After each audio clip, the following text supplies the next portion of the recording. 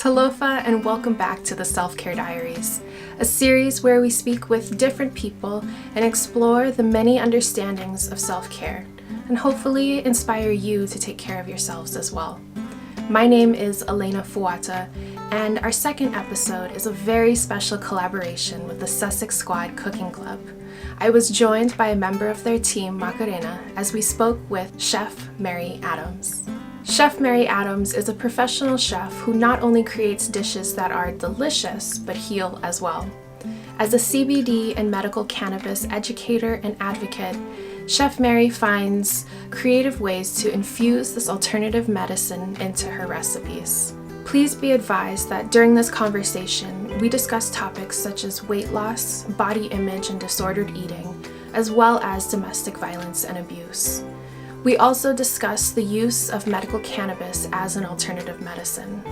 This conversation is not meant to diagnose or prescribe, but rather is being shared for informational purposes only.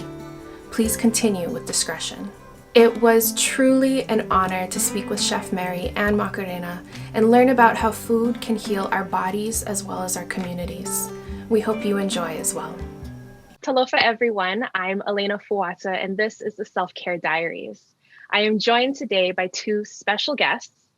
First, this episode is a collaboration with the Sussex Squad Cooking Club, and so I'm very happy to welcome Macarena from their team. Macarena, thank you so much for being here.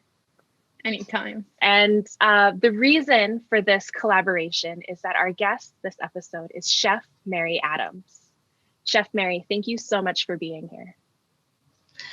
Thank you, Elena, for having me. And thank you, Macarena, for being here. I love talking about how food can heal people. And I was heavy for a long time in my life and haven't been for about 15 years. And part of that discovery was how the body processes food and the entourage effect that different foods can have with each other.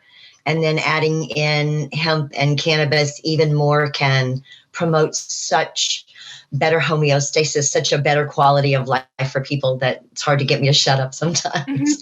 You briefly mentioned about food as healing and as medicine. How did you start out with the culinary industry? Well, I think like a lot of women, we learn to cook with our mothers and our grandmothers and our aunties and the people that are closest to us. And so that was the basics for me.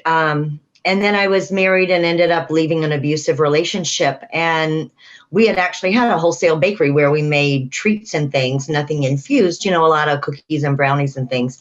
But there was a lot to food because I had been so heavy. There was a lot to food I didn't understand. So part of my healing process was actually going to culinary school to get my pastry certification and to learn a lot more about food and food preparation. And, I don't know, I grew up in the South, so you fry everything. And that's not necessarily a great way to eat. And, honestly, I probably don't make a whole lot of the things anymore that my mother taught me to cook and even that my grandmother taught me to cook because that was just a different way to eat. And food was also raised differently. I mean, when my grandmother needed tomatoes, she either went out back and got them or traded whatever she had out back with the next door neighbor or a guy down the street for tomatoes. I mean, it wasn't like you had to go to the store and buy something that was grown in a factory somewhere. So truly the entire process of food has changed and what we eat and the things that we're able to pass down and all of that. So one of the things I learned in culinary school was a whole lot of people don't know anything about food. And so there's generations of people now that eat out of a box. What is macaroni and cheese? It's orange and it's Kraft and that's what it looks like. Mm-hmm. But that's not, and that's crap. And that's why we have a lot of overweight people and diabetes and so many health issues for 3 and 4 and 5 generations on because nobody's taught anybody how to cook. And nobody's taught anybody about what food is and what food can do for you, right? For you and or to you. So, when I first started losing weight, it took me a year to lose 80 pounds. I'd been heavy all my life. I started out at 8 years old taking a frozen diet Shasta at a high school for lunch because I was trying to lose weight. I used to say that I was jokingly a lifetime member of Weight Watchers before they ever had one. But again, that was still processed food where you were trading calories for carbs or all this other stuff. And when you get down to it, if you start to look at food as nutrition, as what can help you, and food as medicine, then it's going to change the whole philosophy of what you eat and how you eat, because food really is medicine. It can go both ways. People do have such a, or at least speaking for myself, I have had a strained relationship with food, because sometimes it can be an expression of culture and identity. It can be a way to bring people together, but then it can become unhealthy where it becomes coping and for sometimes punishment and switching that. And so you said that was looking at whole foods and understanding that. I think the concept of food, like, and I love what you said, because I saw a commercial last week where some company was saying, use these French fries as reward to get your kid to eat the broccoli. And I'm thinking, oh my God, that's exactly the problem, right? You can't use bad food as an incentive to get somebody to eat good food, right? There has to be, man, you may not completely love the way this broccoli tastes, but it's going to make you feel better. And it's, there's ways to combine things. There's recipes where you can hide spinach and brownies and create healthier versions of some of the things that you normally would eat to get kids to eat healthier. But honestly, weight loss has less to do with food and more to do with your brain than anything else, right? Because I think scientifically we learn that most of the time we eat, or the things that we eat, those comfort foods that we go to,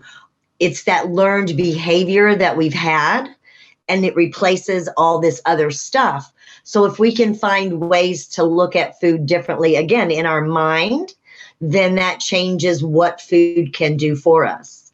After I lost all that weight, we would go out at night, like on a Friday night, and I would, my husband and my friends and my kids and everybody were drinking and eating and chowing down, and the menu would come around to me, and it was like, okay, I'm going to get grilled chicken wings, not fried, right? Because, oh my God, that's like a lot less calories.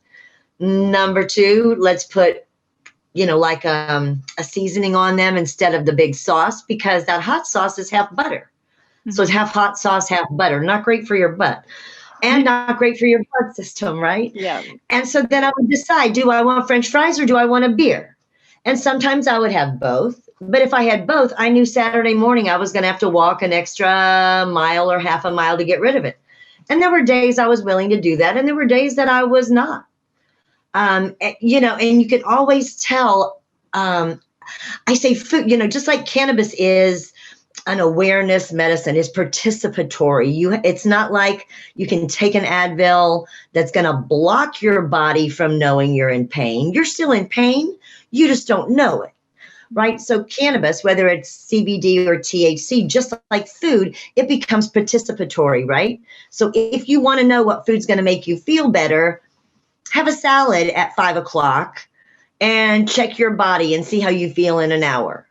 Have a hamburger the next day at 5 o'clock and check your body and see how you feel in an hour. And there's a huge difference in how your body feels and how your body processes that food.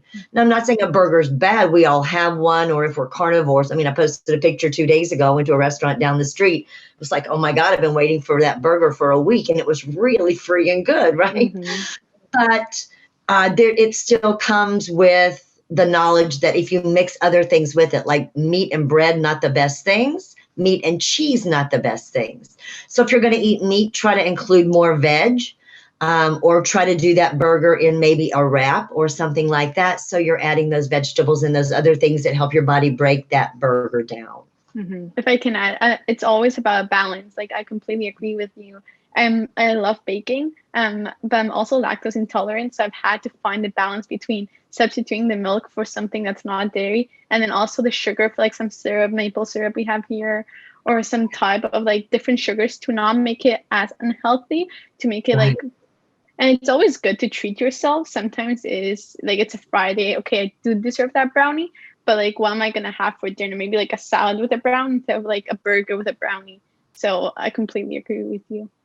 Yeah. Do you find that the sweeteners that you use now, do you use like honey, and are you using agave and things like that? Yes, completely. I use like honey, maple syrup, corn syrup, like all these things. Like, or like sometimes I do use brown sugar. I try to avoid white sugar as much as possible, but Right. brown sugar I do use it more frequently since it does give it a little bit of like sweeter taste. And like the Mhm. taste, like there's some recipes you can't really substitute completely the sugar. So I do like substitute the brown sugar for the white sugar for the brown sugar, and like try to like make it as like healthy as possible. Yeah, I've resorted to sugar in the raw, things like that, that are more organic if I have to have sugar. But yeah, if you can stay away from those white processed sugars, just like white bread, it's like eating a napkin. So if you're going to put those calories in, at least, gosh, let them count for something, right? If you're going to eat a piece of bread, let it have something yummy besides just bread. Let it have mouthfeel and texture and nutrition. All those grain breads now. When I was growing up, there was just white bread, right? I mean, that was your choice. Wonder bread maybe was the only thing that you could, right? And now there's so many bread choices, and bread's such an easy thing to make at home. Mm-hmm. With 2 or 3 things, water and a little bit of yeast and salt. And instead of sugar, of course, maple syrup or honey, and you're good to go. I make my own bread in my house. Like Mhm. in my house, I make my own bread. I usually make something for breakfast for my family. So it's also like we try. My mother buys organics. Like all the vegetables are organics. Like we try to like be as like healthy as possible, because we do realize like we do eat meat, but like as least as possible. I mean, like 2 or 3 times a week, because I do think that like meat is an essential. Like it has a lot of like proteins that you need, like your body needs, but like not excessively. So like there's things that are like, okay, you can't really like eat that, like McDonald's once a year, like twice a year, but not that often. Like I just arrived from Spain yesterday. Like I'm studying in Spain, but with all the COVID situation, I had to come back to Canada. And I arrived yesterday, and I realized like there I was eating so unhealthy, but like from all the goodbyes and everything, I got here, and the only first thing I asked my family is like, I need vegetables. I just want like vegetables, and like for breakfast, I just want an orange. I just want, I enjoyed them, but like I got here, I was like, okay, I can't eat more like garbage food, or like McDonald's, all that. I just like can't. I need to be like start to like get back to the track I was in. Yeah, food equates to different things. Mm-hmm. Yeah, yeah. It's different changing that healthy mindset, though, right? Because so often food becomes, you're taught food is love, or, here, have a cookie, or, those kinds of things. And, oh my God, I have a sweet tooth like everybody else. I mean, there's a reason I weighed 195 pounds for a long time. And ice cream, I would have to say ice cream is probably one of my best friends, and it still haunts me from time to time. COVID has really made that a very difficult process, but it really comes down, I think, to mindset and self-care. Mm-hmm.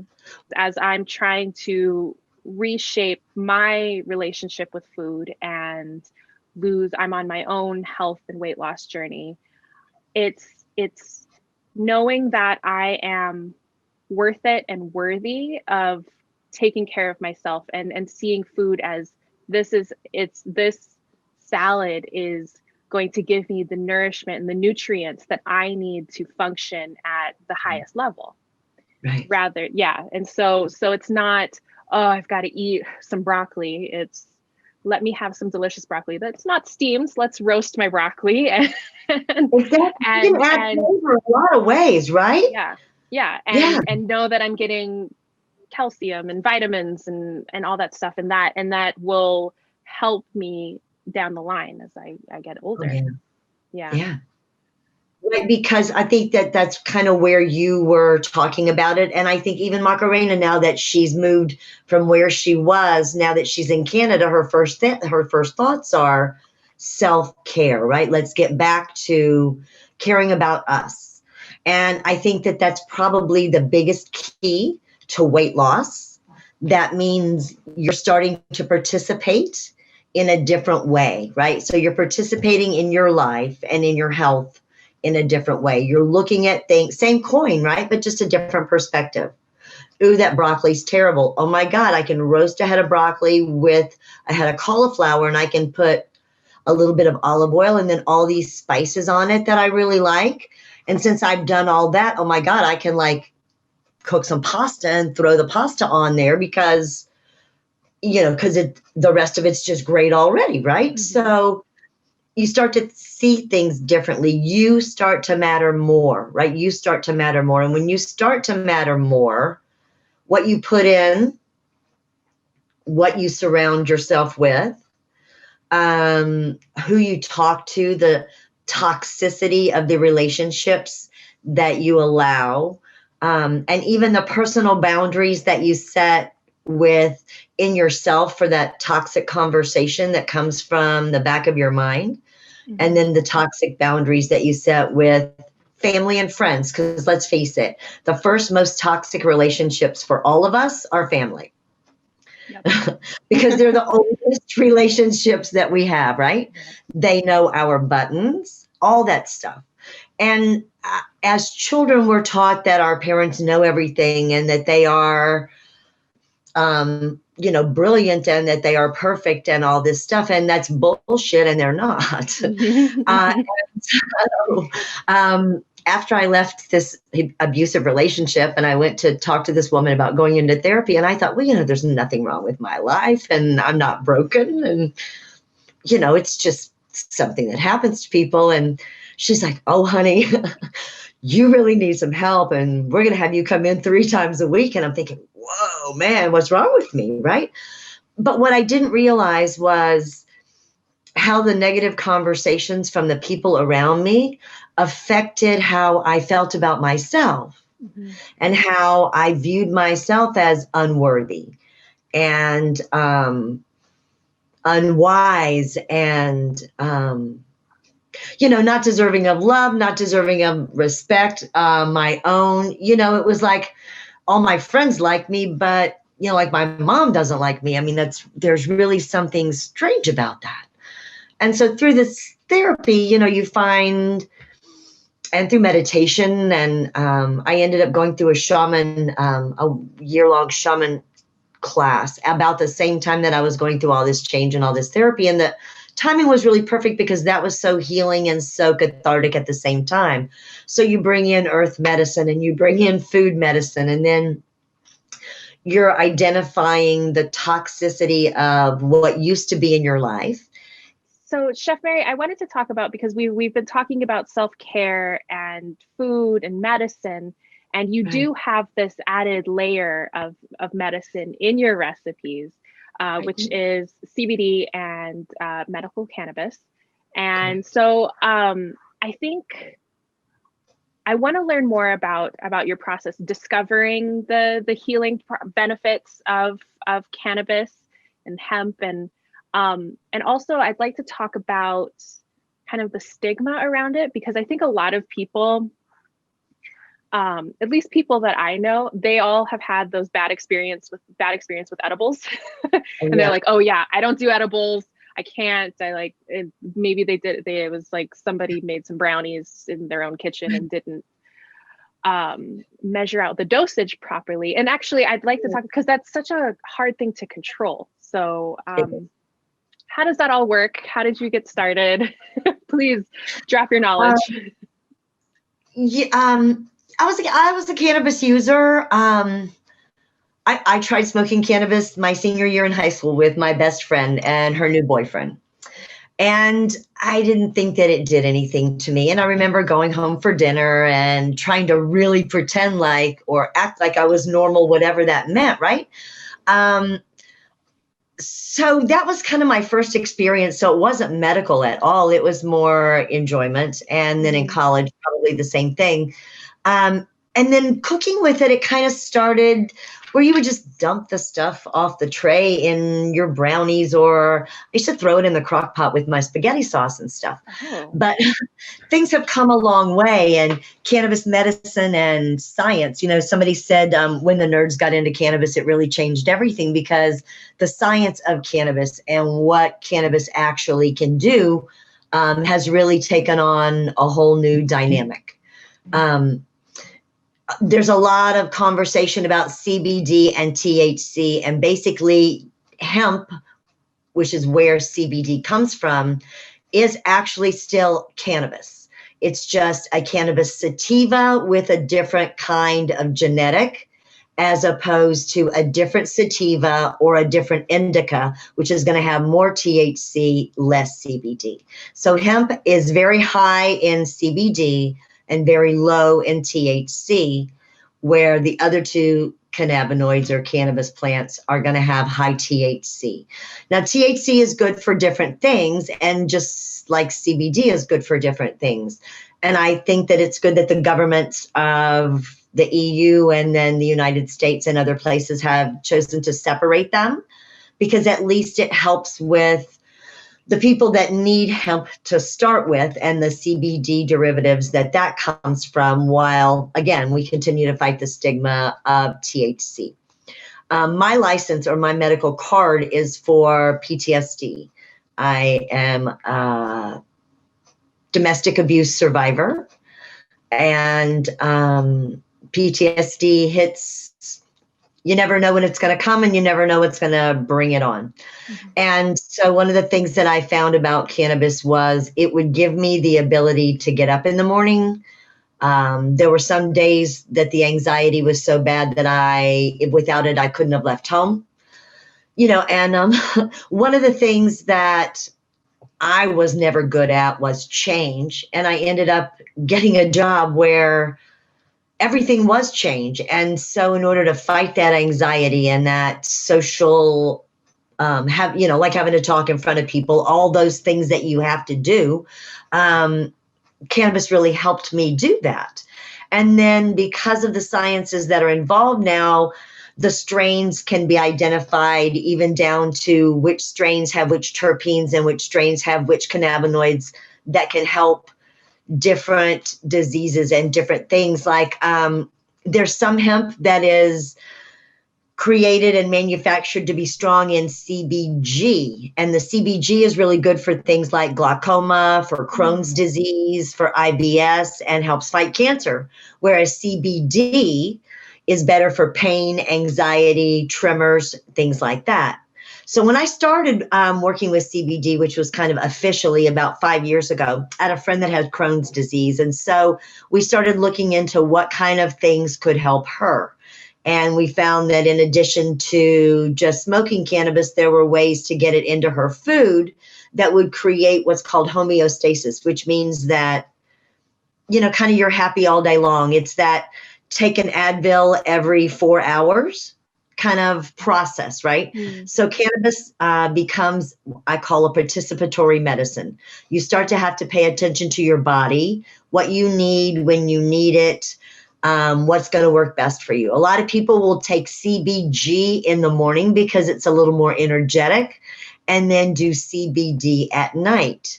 There are other people that are straight THC people, and you can't even get them to talk about hemp because they think that CBD is going to take something away from their experience. But what they really don't know is that CBD actually helps THC do a better job. I did a dinner one night, and we were going to do, the theme was CBD and cancer. Is it the answer? Love that. So the first thing that I did was research cancer fighting foods, right? Because why wouldn't we start, again, back to food, that entourage effect of food and cannabinoids, because hemp is a plant, man. It grows in the ground, next to tomatoes and corn and everything else, right? And hemp actually heals. They even have planted it in places like Chernobyl because it sucks the toxins out of the ground, which is why sometimes you have to be careful about where your hemp comes from and where your CBD is coming from. So I always like to say, deal with a reputable national brand that can show you their third-party testing results to make sure you're getting quality. Either that or know the farm and the farmer. because otherwise, garbage in, garbage out. If you pay $100 at 7-Eleven to get some CBD, chances are really good you're not getting what you're paying for. Mm. So I always say buyer beware, but also participatory person beware. Beware of what you're eating and what the environment is like around you, because those stressors can also change how food affects you and how cannabis and cannabinoids affect you as well. So just because THC is good as an appetite depressant or antidepressant, different things like that, different strains are going to work different ways for different people. A friend of mine is growing cannabis in Michigan, and he has chosen a couple of strains that have piney and peppery terpenes, and I can't have it because I react really bad to it. It makes my head all sweat like I've just had all these chicken wings. So it's kind of like I've just had something with cayenne pepper in it, which is really strange because it's just cannabis. Yeah. But it's because of the cannabinoids in that cannabis. And so science can get you what you need to fight what you have. One of the things I started making when I started working with CBD, I have a friend whose son has Parkinson's disease, and she wanted something that would be normal for him. So we started making nut butters. So I would make almond butter and peanut butter and cashew butter and things like that at home with the CBD in it. So then she could, in turn, make a sandwich for him to take to school. And he was eating a peanut butter and jelly sandwich just like everybody else at his table. But his sandwich had his medicine in it. And his mom knew, but that was it. His teachers didn't know. Nobody else knew. But she would get notes at the end of the week. David's doing better in school. He seems to be calmer, la, la, la, all these different things that were happening to him. His afternoon almonds were really helping him out. Well, yeah, they were roasted in CBD and sea salt. So, yeah, there's reasons that it works. Yeah, that's awesome. I think a lot of the stigma, like the people with the bad experiences, it's just not understanding it.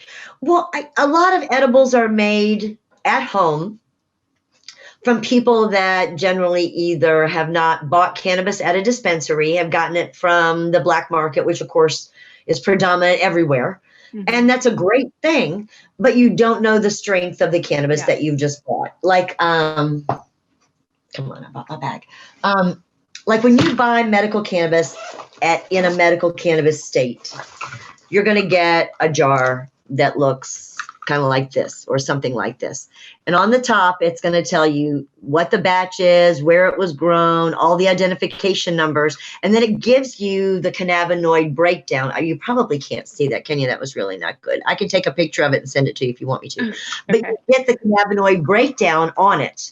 And so then you can look it up and research it and see what that is. And then a lot of the dispensaries will have a list of, if you suffer from depression, this strain would work for you. If you have anxiety, this would work for you. If you're looking for something that's anti-tumor or anti-inflammation, something that's anti-anxiety, all of those things are addressed, and that information is available on the medical side versus on the black market side. So often an edible that you get from your friend, they don't know how strong that is either. So I say always go low and wait. Yep. It's going to take something that you consume as an edible.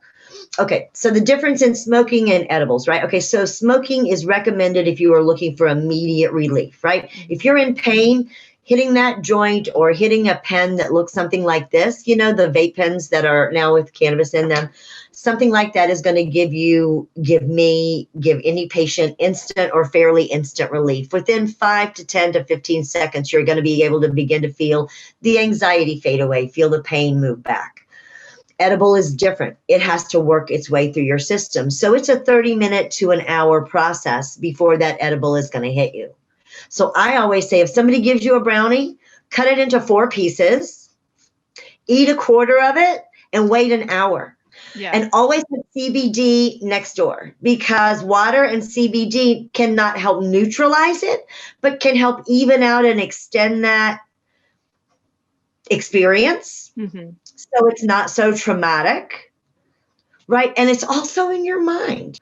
water, food. I mean, honestly, you've never met anybody that's been so high that didn't eat a meal and come down and be much better. So just have a little food, consume some starch, because cannabinoids stick to fat molecules.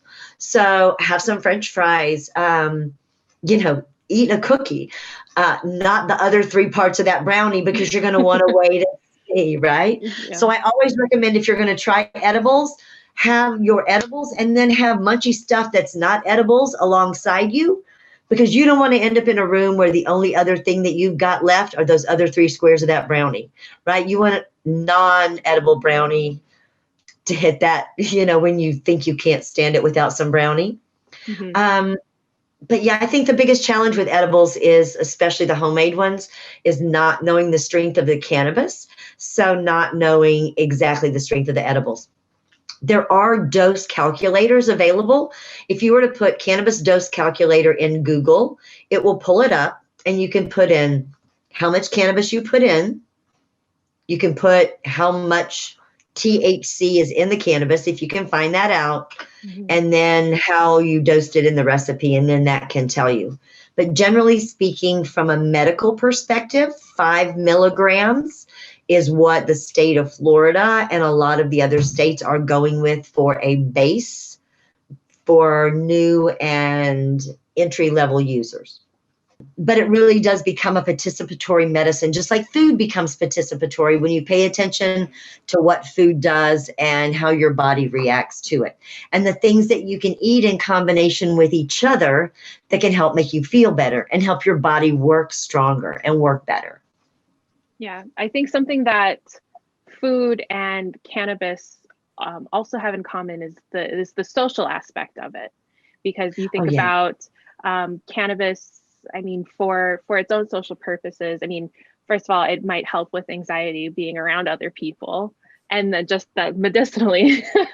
But then also, I mean, you have just thinking of pop culture, like that 70s show where they have the scene where they're all in the basement and they're sitting in the circle.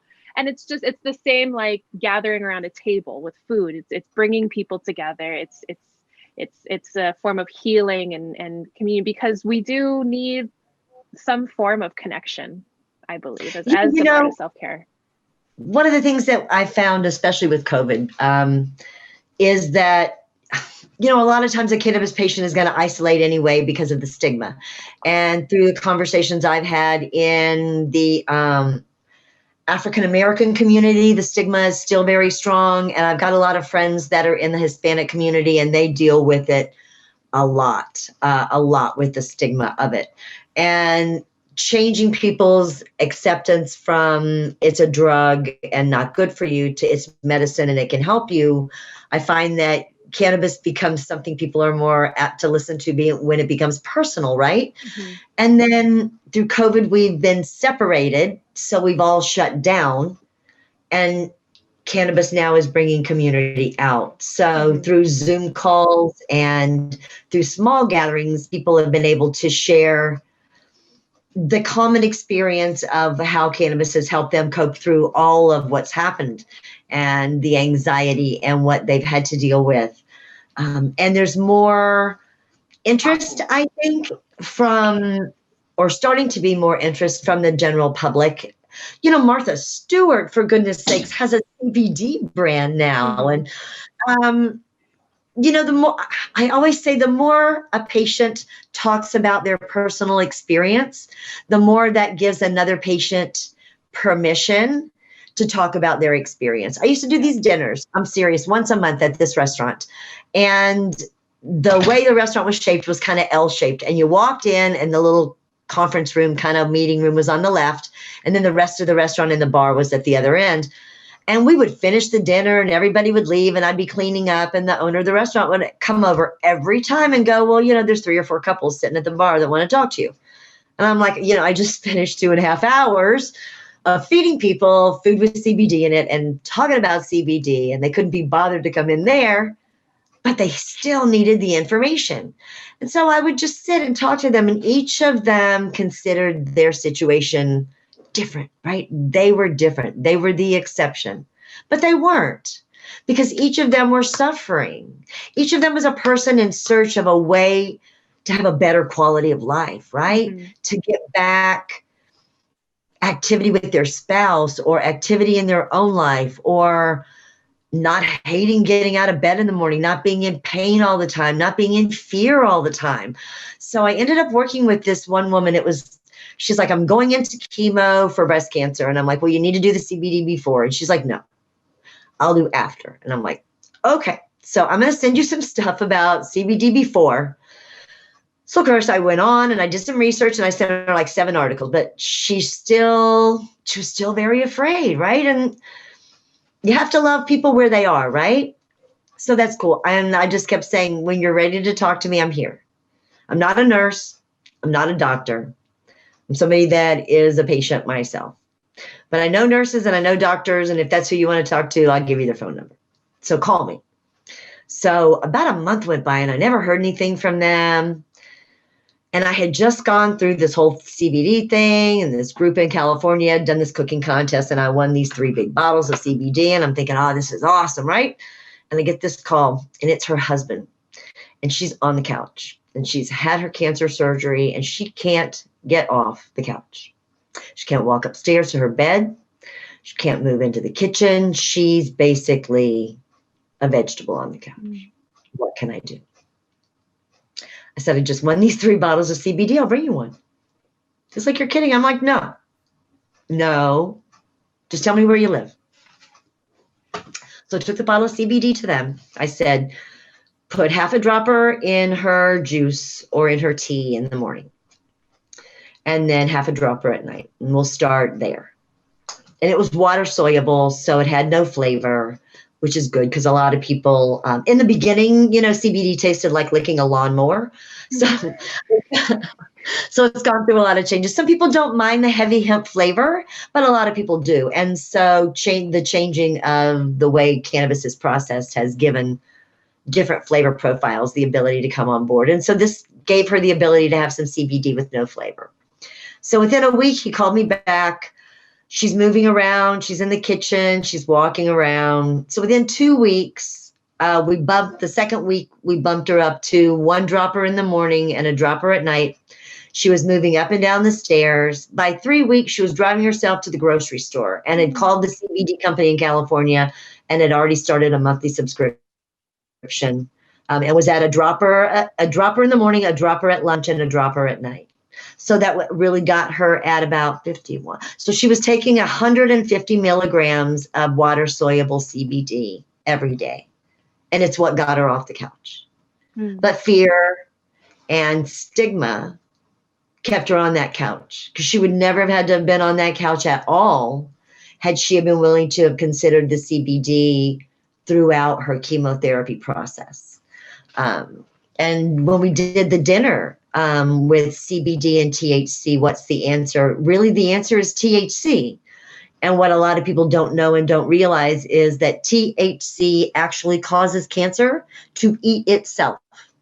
It turns cancer on itself. And so instead of cancer eating you and all your stuff, it eats itself and it completely destroys itself. Wow. So CBD helps the THC do a better job, last longer. It gives it the ability to help more cancer eat itself. And it gives the patient the ability to fight off that, some of the stomach and other issues that you have. It will help you eat more. So there's such a great entourage effect, even with the CBD and the THC. Mm-hmm. That is so interesting. I had no idea. Yeah. And I wanted to real quick, that is so cool. I wanted to really quick turn it over to you, Macarena, because talking about bringing people together, it's what the Sussex Squad Cooking Club is doing as well. And I wanted to know more about how it started, how you got involved, if you don't mind sharing. For sure. So I started following Megan. That's the first one I started following. Like 2 years ago, 2017, I was having a very rough time at school with the people. Like I just couldn't, I was in Canada, my English is not perfect. So people, I just had a hard time. So I was like, I need to concentrate on something, focus on something. And then I saw how inspiring Megan is, and I was like, I need to like, I started following her, and like a year after, I started like creating my own page and this and that. And, like I felt like now I have like some friends I'm talking to. I'm like, you're like a true friend. Like I've never met you, but like, and then I saw that they created this Sussex Squad Cooking Club, and I love cooking, so I was like, oh my god, this is such an amazing opportunity. So I emailed them. I was like, hey, can I like be part of this community? Like for sure, we need someone. And now we're like three. It's me and two other mothers. So it's great, and we try as much as possible to bring everyone together, to share all our recipes. Like I've shared the paella, that's like traditional Spanish rice, and then they share some Italian. She's Italian, so she shares some pasta. So we all share from where we come from. So it's so much fun to just like be able to like, okay, here's where I come from. Here's what we do. Let's all share. We've not met each other like in person, but it's like we can still form a family. So that's how we started. We saw how inspiring Megan is and all the things she's done to help. And she's been criticized from top to bottom, but she's still going on and doing everything she can to help everyone vote, to help everyone to protect her son. So it's perfect. She's inspired us to create this family. Yeah, absolutely. And she also was, I mean, with her work before and after, I mean, with the Together cookbook, it's the power of food bringing people together. It really is inspiring. It's not that like the royalty changed her. She's the same person before. She helped out in so many different ways. I'm a fan of Suits, so it's all perfect. She's done so much that like I just think back, I'm like, wow, she's such like inspiring person. She had the ability to just stay in the palace and like not do anything. But she's like, no, I'm gonna use, now I have this platform, I'm gonna use it for the best part. I'm gonna take out the negative part, like cover it up, the noise, and use it for the good, and like show everyone that like you can always do good. Like there's no reason to hate. That's who she is, right? Exactly. You know, because at Suits, right? We hear all about, she sees all this food, right? There's all these other actors, there's all these other people on stage, right? And on the set, they see the food too, but none of them bother to box up that food and to take it to homeless shelters, right? We see that she volunteered to help feed people. She leads with heart. When I saw the cooking, I thought, oh my gosh, it's the first thing she did, right? She went to Grenfield to these women, right? Because food is love. It's how we relate, right? It's how we touch each other. It's sharing our memory and our, like you said, our culture. That's her first project was food, you guys. It was like a way to like, she's not from Britain, so it was like a great way to like introduce her to like the new culture they have there. So I just thought it was amazing the way. It's sad like the circumstances have changed. So now she's back in LA, like St. Barbara. But it's happy to see like that's food can bring everyone together and we can form a family. Even like people are really worried, okay, you can't, like it's impossible that you have like friends online. Like no, it's possible. You can just like talk to them frequently. You don't really need to like meet them in person, as long as you like treat each other like properly. We talk to each other, like all my problems, I'm like texting her. I'm like, hey, like this happened today. And it's just a way to communicate with people and like share your like interests. Exactly. So before we wrap up, I was hoping that both of you would share some things that you do for self-care. Sure. Should I start? So how I like in the morning, I usually have some like cereal, like multi-grain cereal, like with a lot of fiber. And then at lunchtime, we have like a big meal. So like, I don't know, sometimes I think they're making tacos today. It's like a small thing. And then for dinner, like we have a very light dinner. So we have like a salad with like tomatoes and not too much. And then like those are the three main meals. Because here in Canada, the thing that's different, they have a very strong dinner. Like usually for lunch, it's like a sandwich. And then like for dinner, it's like a very big dinner. But I think it's the opposite. It should be the opposite. It's during the night, you're not burning those calories. Right. Like during the day, you're using them. But like if you have tacos at night, that's just gonna go in your body. So I think it's finding the balance between everything. And it's good to be like, to treat yourself sometimes. but like you have to take care into consideration. Okay, I'm gonna have a green tea now. Okay, I'm gonna have this. Like, so it's also like, for me, it's also been a challenge since I can't have any dairy products. I've had to find like the equilibrium. Okay, I can have some dark chocolate and then I can have this. Like, it's been like a balance between everything you can have and what you can't have. Right. Well, one of the things I learned a while ago is that most women don't get enough protein. So hemp seed, which actually have no THC and no CBD, so they are actually one of the highest vegetable forms of natural protein you can get. So I do a vegetable-based smoothie with almond milk in the morning, and I throw hemp seeds in there because I'm getting older and I know I need that extra protein. One of the things that they say about wrinkles and other things like that is that protein is one of the reasons that that happens for women especially. And hemp seed has both B6 and B12, which actually help the body create natural proteins. And I meditate. It was one of the things that I learned in the very beginning when I left that abusive relationship was a way to turn off the noise. And I started with Deepak and Oprah on YouTube with these awesome little 15-minute, and oh my God, I could go in for like a minute or two and my brain would start. But as I started to do it 2 or 3 times a week, I made myself like, you owe it to yourself, right? Change doesn't come by itself. Change comes because you want to change, right? If you want your life to change, then you have to do something about it.